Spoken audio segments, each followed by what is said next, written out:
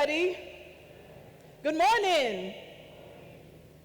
It's so exciting to be here in a room filled with the cream of the crop when you talk about the technology community in Lagos. Am I right or am I right? And I'd like to just say a big thank you to the members of the GDG Lagos chapter and all the volunteers that have helped to put this together. It's really great to have this opportunity to get amazing talent in the room, to share ideas, to connect, and to learn from one another. And you play a very important role in Africa's future, because more and more it's becoming very evident that Africa's biggest challenges will not be solved by traditional methods of the past. Technology is the future. And you guys are at the heart of using technology platforms to create solutions that can really make a difference and transform our environment. If we look around us, there is no shortage of challenges. Would you agree? Is everything smooth sailing around you all the time? And where there are challenges, the flip side is that there are opportunities, there are possibilities, and innovation is fueled by the power of possibilities, which is the theme of my talk today. So talking about challenges, some of you may remember 3 years ago, there was a challenge that was referred to as tomato Ebola. Who remembers that? About 3 years ago, where there was a huge scarcity of tomatoes in the market in Nigeria. There was a disease called, a special moth called Tutu absoluta that attacked tomato crops in Kaduna and swaths of farms in northern Nigeria and wiped out a lot of the tomato crops. In fact, over 200 farmers had their harvests affected and lost up to over ₦1 billion in the process. Can anybody remember this time? Some people just eat the food. They don't bother about where the ingredients come from. Now, the reality of that challenge was that it was the first time a lot of the farmers were encountering that problem. And so they didn't know what to do about it. And that moth, the pest, was one that was very resistant to a lot of pesticides. However, this problem had existed before in parts of Europe, right? But of course, a subsistence farmer doing his own thing wouldn't have access to that information, didn't have the knowledge, could not afford to bring experts or agronomists, etc., to figure out what was going on. And so they lost a lot of their crops as a result of the problem. And because of the speed at which the disease permeated and wiped out tomato crops, it was referred to as tomato Ebola. Now, fast forward to today. We have a situation where cassava farmers, for example, in Tanzania, are using machine learning to be able to detect diseases on their cassava crops, get the solutions, and implement those solutions. This is real and is happening in parts of Africa, especially in Tanzania.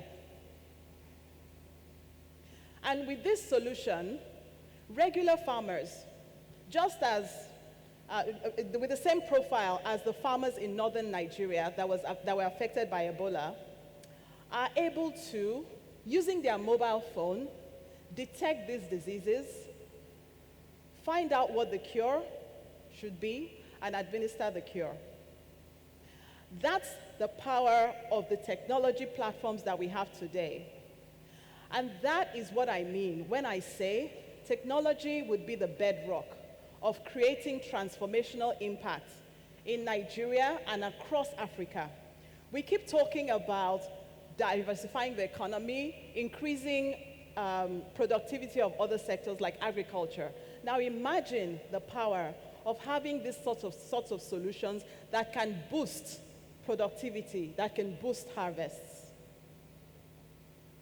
Okay, so this is an image that just shows the use of the machine learning app I just talked about in Tanzania. There are people, and I know there are different skill levels in the room. There are some people already using platforms like TensorFlow and already developing some great applications. Some people are just starting. Wherever you are in the funnel, the principles are the same. And it's really about having an open mind around identifying the opportunity behind the challenge, which is where innovation gets fueled. So this is an example of a farmer using the mobile phone to detect diseases, just pointing that to the crop, taking a picture, and getting all the information required. Okay, so the word innovation is used a lot, right? What does it really mean? For me, this is a definition that I think really distills it down to its most important components. Innovation is the process of creating value by applying novel solutions to meaningful problems. There are three things that are really important when we think about innovation. And it doesn't matter where you are in terms of your career journey, whether you're just starting out as a developer, or you're still a student in school, or you're an advanced developer, these apply to you. First of all, the first question is, what problem are you trying to solve? Does this solve a problem? So it's not just about creating code that looks fantastic, it's unique, it's complicated, etc. Does it actually solve a problem? Second is, does it create value? And this value is determined by the outside world, by the marketplace, by customers. Are there consumers for this product? Are people willing to pay for this product? Is it being used? Does it create value? And then the third thing is it novel?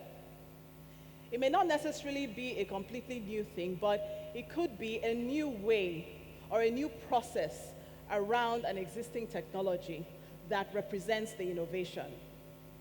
I'm going to go a bit quickly in the interest of time, but it's worth noting that it isn't necessarily always the best product that ultimately wins out.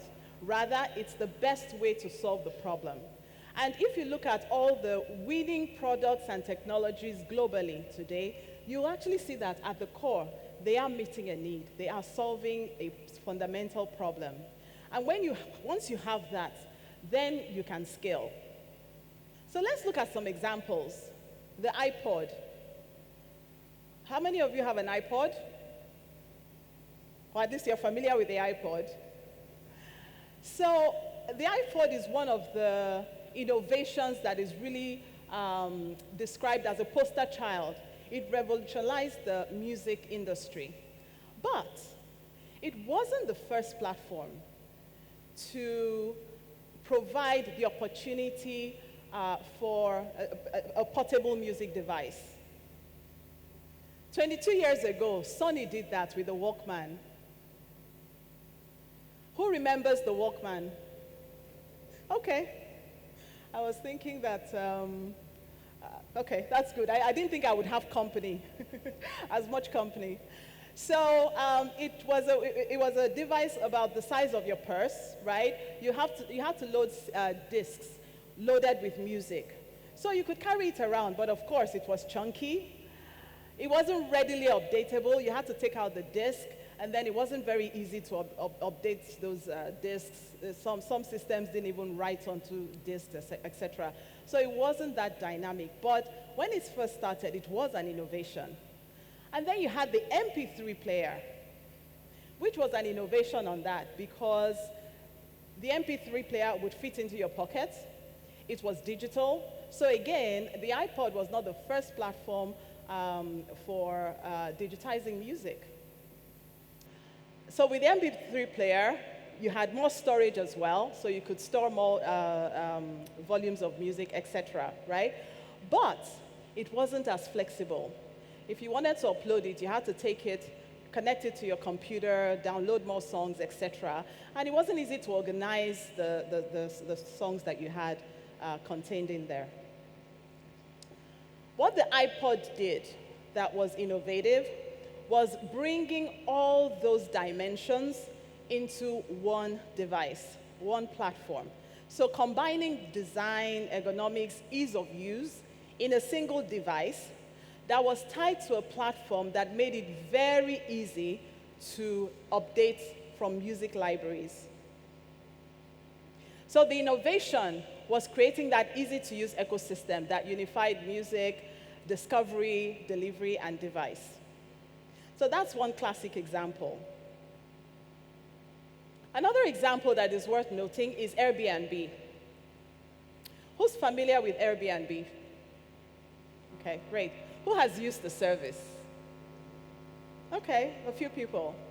So it's really a service that, in very basic terms, it makes it possible for you to put your property, maybe your flat or house, on the platform, and people can rent, if they're traveling to your location, like a low-cost alternative to hotels.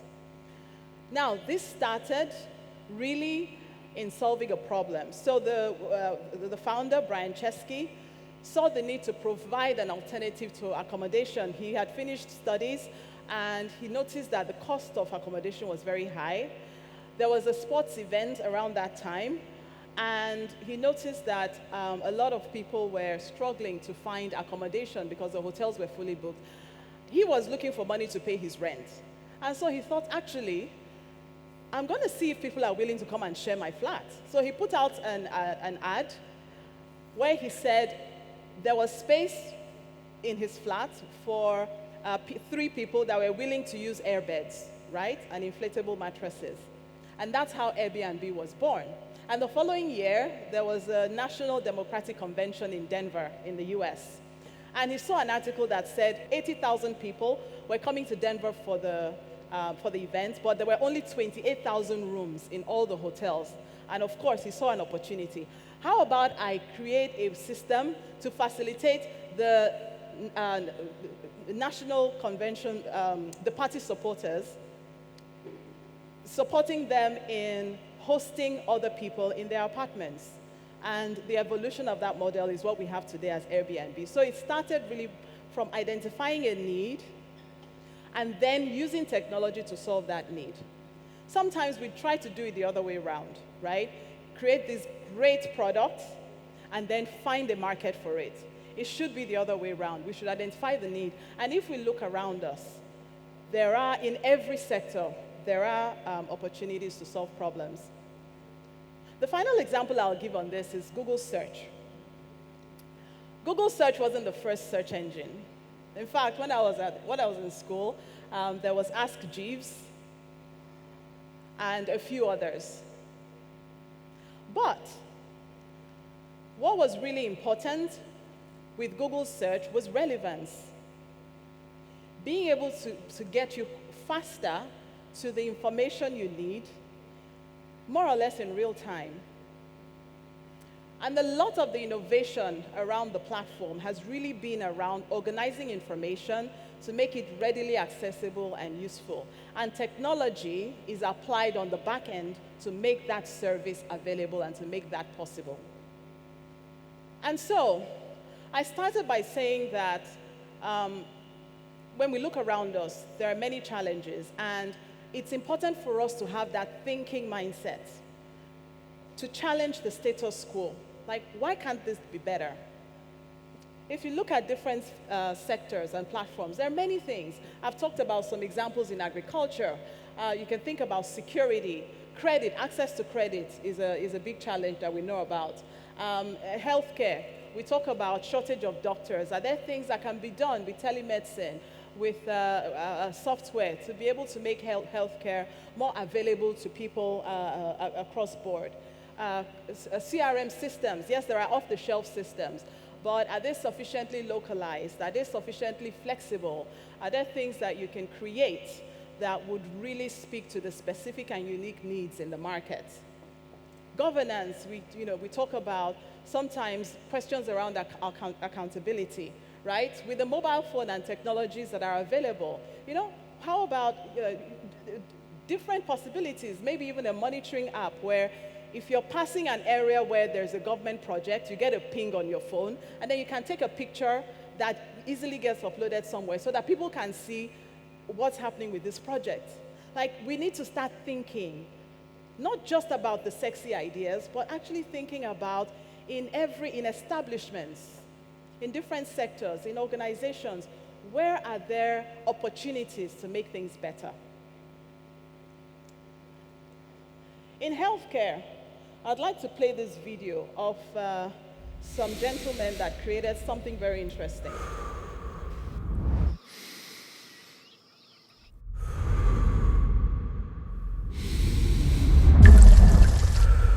Sound analysis is used in so many fields,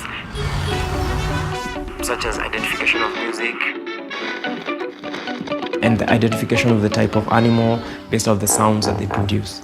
Sound is critical to what we're doing because physiological sounds are very important in medicine, but the traditional stethoscope hasn't changed for close to 200 years. The doctor is limited by the human ear and they cannot hear specific frequencies. This method is very inaccurate and causes a lot of misdiagnosis. Our mission is to use machine learning and TensorFlow to revolutionize the diagnosis and treatment of respiratory diseases in low-resource areas such as sub-Saharan Africa. The Tambua app is a powerful screening tool that helps doctors make decisions quickly. The core technology is trying to mimic the human auditory system. Once the patient walks in, the doctor collects the lung sounds with symptoms, risk factors, and vitals of the patient. And then the Tambua app combines all that information and gives the doctor a probability of the patient having a specific respiratory disease. Kuna any abnormal breath sounds? Eric introduced TensorFlow to us because he felt that we can use TensorFlow to go through all the stages of development to deployment of our model. Our model uses spectrograms. We take sound data from the digital stethoscope and convert it into a visual problem that the computer can best identify. We have worked with a number of clinics and pathologists, and we are able to collect data from 621 patients, and then we use that data now to build our machine learning model. Once we had trained and evaluated our machine learning model, we deployed it on our Tambua app. TensorFlow Lite helps us to perform an inference on a mobile device without the need of a connection. So doctors can use the Tambua app offline without connecting to the cloud. There are 216 healthcare facilities that are using the Tambua app and the Tambua devices. These clinics are spread out and some are very rural clinics. It's really a nice project. I can elicit a crack call plus the vital sounds. Then when I add the clinical history and the other physical examination, there's no need for me to take this patient for an X-ray. Misdiagnosis, which is one of the problems leading to deaths in Kenya, is really creating a menace. Tambua is helping me. It shows me even the things that I would have missed in case I had the traditional way of doing it. Over 2.5 million people die each year because of pneumonia, asthma, COPD, and pulmonary tuberculosis. I believe that we can use machine learning in treatment and management of these respiratory diseases.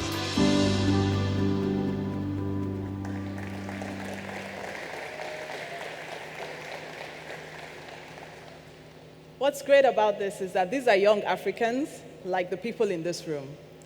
And I think for as long as we all remember, when you see a doctor, you see the stethoscope. And of course, and that has actually not evolved for a long period of time, right? And what the doctor does is just get a sense of whether something is wrong or not, right? But then a lot of analysis needs to be done in the back end if there's an irregularity, a number of tests, etc. Now, what these guys have done have been to be able to speed up that process, so to collect that data and immediately be able to give a response. Again, that is putting, bringing that thinking hat, looking at a situation, no matter how established, right, and thinking, is there a better way to do this?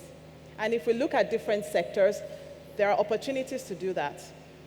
And if you're just starting out in your career or you're a young developer, it's great to be part of a forum like this because the important thing is to soak up as much knowledge and information as possible, develop relationships, build your capacity, your competence, so that when you identify those problems, you have the capability, right, to actually create a solution or to team up with a couple of people to create a solution. And then, of course, when you get that right, it's important to have it tested, to put it out there, let people use it, give you feedback, and then see how you can scale. I remember, some people may be aware, but I started life as a developer. I read computer engineering in Ife, and I did a postgraduate study at Cambridge University. Now, for my project, I created a client-server application using the Java virtual machine at the time.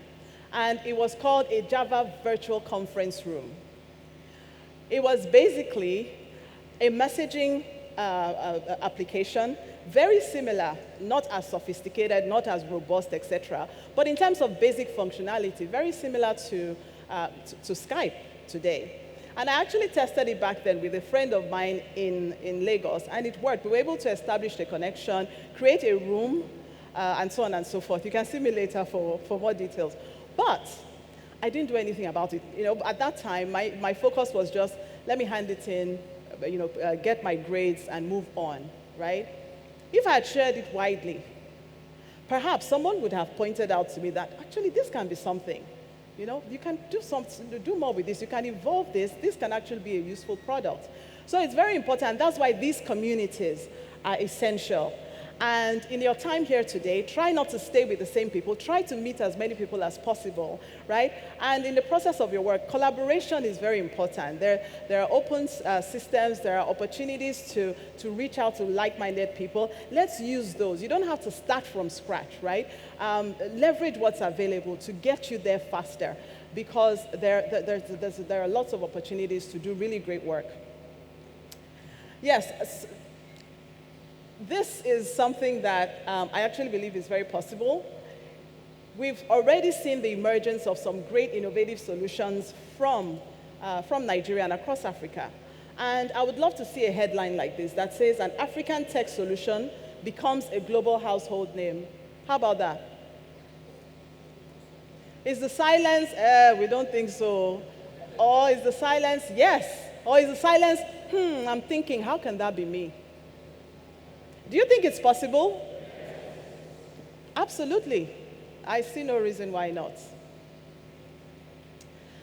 So I'll just round up by just mentioning, okay, I think I have one.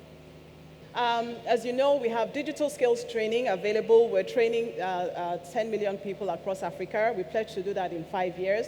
We've trained 4 million so far, probably basic for people in this room, but you can spread the word to people in your life that you know need to raise their level of digital awareness and capability. We also have training for developers. We pledged to train 200,000 developers, and this is in partnership with Andela Pluralsight Andela and Pluralsight.